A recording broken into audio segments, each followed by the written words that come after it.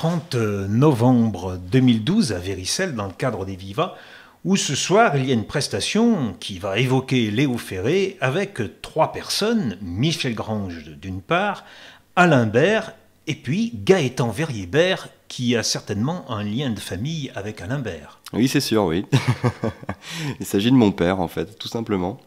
C'est facile d'être le fils de son père. C'est même une chance, je dirais, d'avoir quelqu'un qui est musicien, acteur, comédien. Ça inspire pour ma carrière, en fait. Il m'a vachement aidé sur plein de choses moi, je suis très content d'avoir un père comme ça. Vous vous entendez bien puisque vous êtes ensemble sur scène. Oui. C'est un autre artiste avec qui on compose ou il y a toujours le papa qui est là derrière? Non, c'est très familial en fait. Et c'est très rigolo parce qu'on a là, en dehors de l'hommage à Léo Ferré qu'on fait, on a aussi un répertoire sur ses chansons à lui. Et ça arrive souvent quand on joue que les gens remarquent ce lien spécial, parce que c'est quand même particulier de jouer avec son père. Il y a les regards, il y a plein de choses qui se passent qui sont différentes. Une connivence? Voilà, oui, c'est ça. Autrement, vous avez votre carrière en solo, enfin personnel, en dehors de papa. Vous avez un spectacle assez original aussi, où Oui. vous montrez toutes les possibilités, ou en tout cas un bon nombre, de la guitare. Car vous êtes quand même un petit enfant doué de la guitare. Ah, bah, bah, j'ai passé beaucoup de temps dessus, ouais. C'est sûr que depuis que j'ai 11 ans, j'ai travaillé non-stop la guitare, plus que l'école. Donc voilà, et j'ai ce spectacle là, que j'ai monté récemment, là, qui pour l'instant n'a pas vraiment de nom, mais ça, entre guillemets, on appelle ça le One Man, One Guitar autour de moi. Et donc c'est un spectacle seul sur scène, sans chant. Donc c'est vraiment le défi pendant 1 heure de capter les gens avec que de la guitare. Et une seule guitare. Et une seule guitare, oui. Enfin, je veux dire, un seul guitariste, mais vous changez de guitare ou vous gardez la même? Non, là, je fais tout avec la même. Par contre, je change un peu les accordages pour varier un peu les sonorités, mais sinon, c'est qu'une seule guitare. L'objectif, c'est de montrer toutes les possibilités de la guitare? Bah, moi, je pense pas vraiment à ça quand je fais juste des morceaux, en fait, qui me plaisent dans les styles que j'aime. C'est très blues, country, puis ça peut être aussi un peu celtique, ou alors d'autres morceaux beaucoup plus calmes, des ballades. C'est vraiment ce que j'aime, en fait, moi, dans la guitare, et j'essaye de le retranscrire. Mais j'ai pas pensé à faire spécialement, il faut que je montre ça. Non, c'est... Ce sont des reprises ou il y a de vos compositions? Eh ben, j'ai quelques reprises que j'ai réarrangées donc, à la guitare acoustique seule. Et puis après, le reste, c'est des compositions, des morceaux à moi. Ouais. Pour les curieux, on trouve beaucoup de choses, des petites vidéos sur Internet. Ah oui, c'est là que... Il suffit de taper votre nom. Hein. Voilà, avec mon nom, prénom, ouais, on trouve assez facilement normalement. Vous jouez aussi avec un groupe. Smile Away, ouais. C'est toujours valable. C'est toujours valable, oui. C'est un peu au ralenti en ce moment parce que, en fait, si vous voulez, ce qui est compliqué, c'est qu'on est 3, c'est un trio, donc avec un bassiste et un batteur. Et en ce moment, notre bassiste habite à Limoges et notre batteur vient de s'installer à Londres. En effet. Donc c'est pas ce qu'il y a de plus facile pour tourner, mais on se rejoint quand même assez souvent pour les concerts en fait. Voilà. Et là, ce sont des compositions ou des reprises? Oui, là c'est que des compositions, oui. Alors ce soir, il s'agit de Léo Ferré. Vous jouez beaucoup.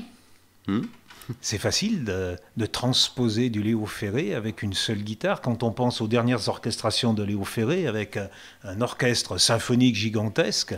Oui, c'est sûr. Alors en fait déjà, moi j'ai...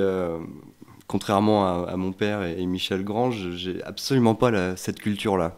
C'est-à-dire que Léo Ferré, moi j'avais entendu quelques morceaux, mais c'est pas ce que j'écoutais. Moi j'étais plutôt Nirvana, les trucs de ma génération.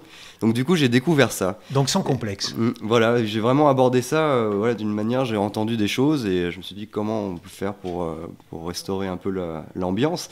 Et voilà. Après, mon père a quand même, lui, il joue ces morceaux-là depuis longtemps et du coup, j'ai pu chercher des accompagnements sans penser du tout aux versions originales. C'est-à-dire qu'est-ce que j'entendais et je le faisais à ma sauce en fait. Et ce qu'il y a de rigolo aussi, c'est qu'il y a pas longtemps, parce qu'au début on l'a fait quelques fois, moi je chantais pas encore, et c'est mon père et Michel qui m'ont dit ça serait bien que tu chantes une chanson. Et puis mon père m'a aiguillé, et je pense assez intelligemment sur Joli Môme. Et donc là du coup j'ai écouté la version et je me suis dit comment retranscrire ça à la guitare. Et je me suis amusé en fait en mélangeant un peu les basses et l'accompagnement tout en même temps. Léo Ferré, depuis que vous avez mis les doigts dedans, qu'est-ce que vous en pensez? Qu'est-ce que vous trouvez, vous? Bah voilà, moi c'est vrai que j'ai pas cette culture du texte Voilà, et je tout voulais ça. parler musique, au Voilà. point de vue musique. Ah, et au point de vue musique, bah, je trouve qu'il y a des mélodies très fortes et il y a des morceaux que je trouve vraiment, vraiment super. Je pense à Est-ce ainsi que les hommes vivent ou même Joli Môme, j'adore aussi Joli Môme. Et puis d'autres chansons aussi que j'aime beaucoup jouer dans le spectacle, je prends beaucoup de plaisir à aller jouer ces chansons. Paul McCartney, j'ai vu aussi que c'était dans vos références. Ah, c'est un de mes idoles, oui. Pas Paul, mais pas les Beatles. Si, bien sûr, les Beatles, mais Paul McCartney, c'est tellement devenu une légende, tout ce qu'il a fait, c'est assez incroyable, quoi, ce parcours.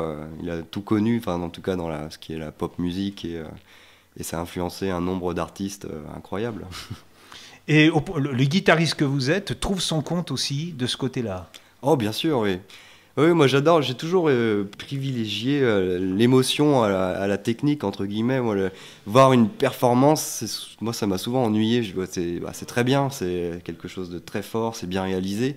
Mais moi j'aime mieux j'aime mieux voir des guitaristes, même comme John Lee Hooker ou B.B. King, qui font toujours les 3 mêmes notes, mais qui mettent tout dedans, quoi. Et ça, il y a une émotion qui passe, et je trouve ça beaucoup plus fort que quelqu'un qui va aller à 300 à l'heure sur son manche de guitare. Et puis oui, bah, c'est du travail, mais bon, moi j'aime bien quand on fait passer des choses. C'est tarte à la crème ce que je veux dire, mais la technique est au service de l'émotion. Bah, c'est ce qu'il faut, ouais.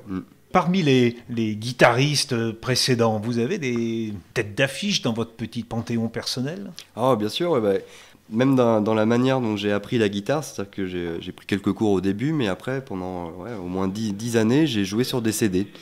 Et donc, c'est comme ça que j'ai appris aussi plein de styles, en essayant de reproduire et en ce que j'écoutais, et donc notamment du Jimi Hendrix, classique, voilà, puis après vachement de Nirvana. C'est sûr que ça c'était vraiment le groupe qui m'a fait découvrir le rock et tout ça, donc je jouais sur les disques et j'apprenais comme ça. Vous avez parlé de folk. Est-ce que des gens comme Marcel Dady, Merle Travis, des gens comme ça, Chet Atkins aussi, c'est des choses qui vous ont flatté l'oreille? Oui. Oui, bien sûr, c'est des choses que j'ai écoutées et que j'ai admirées même, parce que c'est très chouette. C'est des super guitaristes aussi, ouais. Et du côté du flamenco, il y a des choses qui vous attirent? Flamenco un peu moins, mais moi dans mon jeu j'ai un côté très rythmique. Et je sais que c'est quelque chose que j'aime beaucoup. Il y a notamment un couple de guitaristes là qui marche beaucoup en ce moment, qui s'appelle Rodrigo et Gabriela, oui, et qui sont très aussi mexicains, et qui sont très flamenco, et c'est une puissance qui est géniale. Donc vous seriez plus attiré par Django Reinhardt? Oui, bien sûr, ouais, bah, j'ai pas mal écouté aussi, et c'est aussi des belles mélodies, et puis c'était quelqu'un d'incroyable. Quand on sait en plus qu'il lui manquait quelques doigts, c'est assez impressionnant. Ouais. Est-ce que vous avez des défis, sans parler de projets proches? Ouais, quelque chose que je souhaite faire, c'est un petit rêve comme ça, mais ça m'amuserait beaucoup d'arriver à tourner mon spectacle tout seul dans des très grands endroits. C'est-à-dire de me retrouver dans une grande salle tout seul, ça me ferait marrer en fait. Marrer, mais peut-être un peu d'appréhension au départ. Oui, voilà, ça c'est sûr. Ouais. Merci beaucoup d'avoir passé quelques moments. Puis pour ce merci soir, on vous souhaite tout le meilleur plaisir du monde. Et merci bien.